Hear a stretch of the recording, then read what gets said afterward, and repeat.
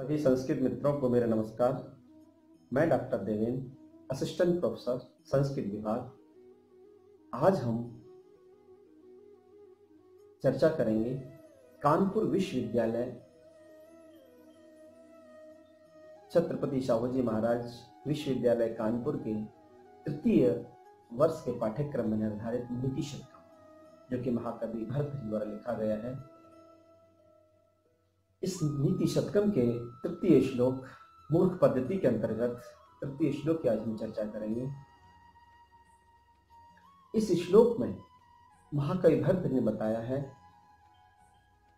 कि संसार में कैसे व्यक्ति को समझाया जा सकता है और कैसे व्यक्ति को नहीं समझाया जा सकता। किस प्रकार व्यक्ति को समझाने का प्रयास करें तो वो समझ जाएगा।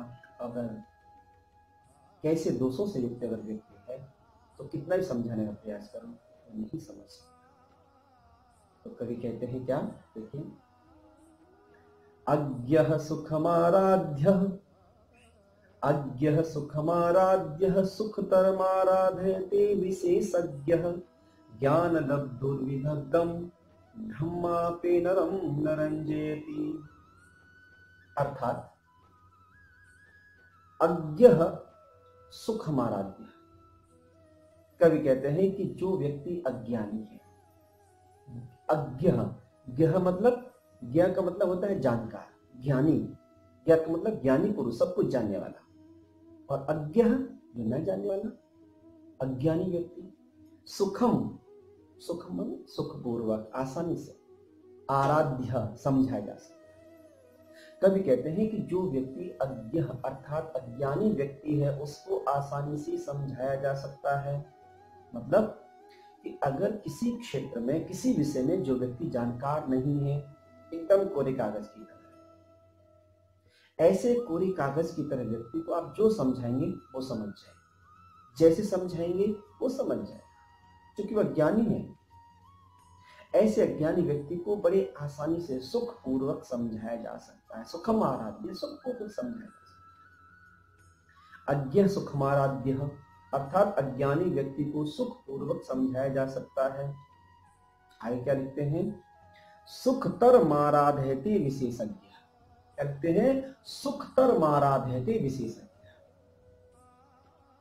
और जो विशेषज्ञ हैं, विशेषज्ञ मतलब किसी विषय की जानकार, किसी विषय में रुचि रखने वाले, किसी विषय को जानने वाले विशेषज्ञ है। कवि कहते हैं कि ऐसे विशेषज्ञ व्यक्ति के लिए और आसानी से समझाया। सुखतर, सुखतर का मतलब कि अज्ञानी व्यक्ति को आसानी से, और इससे और ज्यादा आसानी से विशेषज्ञ अर्थात किसी भी विषय को जानने वाले व्यक्ति को और आसानी से समझाया जा सकता है। आगे लिखते हैं, ज्ञान लब्धुर्विदग्धम, ज्ञान लब्धुर्विदग्धम, थोड़ा सा ज्ञान प्राप्त करके अपने को विदग्धम विद्वान समझने वाले व्यक्ति, थोड़ा सा ज्ञान प्राप्त कर लिया, दो चार मंत्र याद कर लिए, अपने को विद्वान समझ रहे, उनको विद्वान, हमसे ज्यादा कोई विद्वान नहीं। थोड़ी सी जानकारी किसी क्षेत्र की हो गई, हमसे बड़ा कोई जानकार नहीं है। थोड़ा सा ठीक ठाक क्लासेस पढ़ लिए, अपने को बस हाई प्रोफाइल समझ लिए। ज्ञान लब्धु विदग्धम, थोड़ा सा ज्ञान प्राप्त करके, बहुत थोड़ा, और अपने को विद्वान मानने वाले व्यक्ति को कवि कहते हैं ब्रह्मापि नरम न रंजयति। ऐसे व्यक्ति को ब्रह्मा जी भी आ जाए, चतुर्मुख ब्रह्मा, जिसने वेदों को उत्पन्न किया है, ऐसे ब्रह्मा जी भी कहे बेटा ये काम ऐसे होगा, तो वो व्यक्ति नहीं प्रसन्न हो सकता, नहीं समझ सकता, न रंजयति, उसको नहीं समझा, प्रसन्न नहीं कर सकता। कैसे व्यक्ति को, ज्ञान लब्धुर विदग्धम, थोड़ा सा ज्ञान प्राप्त करके अपने को विद्वान मानने वाले व्यक्ति को चतुर्मुख ब्रह्मा भी आ जाए ना, ब्रह्मा भी नहीं समझा। तो कैसे व्यक्ति को कौन ही क्या समझा सकते हैं, थोड़ा सा ज्ञान प्राप्त करके अपने को विद्वान मानने वाले व्यक्ति को कभी ब्रह्मा भी, ब्रह्मा मतलब ब्रह्मा भी, यानी कि हम सब सामान्य लोग जो विद्वान हो वो छोड़ दीजिए बात, वो तो समझा ही नहीं सकते। कोई बड़ा अच्छा विद्वान कहे कि मैं समझा दूंगा व्यक्ति को, अरे उनको छोड़ो, भगवान भी आ जाए ना तो भी उनको नहीं समझा सकते। तो ये महाकविभाग तरीके थे, एक बार देखेंगे। अज्ञः सुखमाराध्यः, अज्ञानी व्यक्ति को सुख पूर्वक समझाया जा सकता है। किस भी क्षेत्र में नाजानकार व्यक्ति को, अज्ञानी व्यक्ति को सुख पूर्वक समझाया जा सकता है।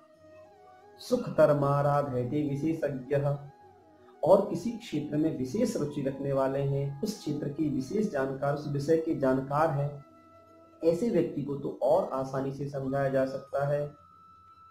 कवि कहते हैं किंतु ज्ञान लब्धो विदग्धम, थोड़ा सा ज्ञान प्राप्त करके अपने को विद्वान मानने वाले व्यक्ति को ब्रह्मापि नरम नरंजति, ऐसे व्यक्ति को ब्रह्मा जी भी नहीं समझा सकते, ऐसे व्यक्ति को कोई संसार में नहीं समझा सकता।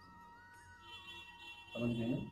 मतलब ऐसे व्यक्ति से हाथ जोड़ लो, भैया जयराम जी की तुमको कोई ना समझा पाएगा, तुम अपने रास्ते में आओ। तो मुझे उम्मीद है, मैं आशा करता हूं इस श्लोक का अर्थ समझने में कुछ मदद मिली होगी।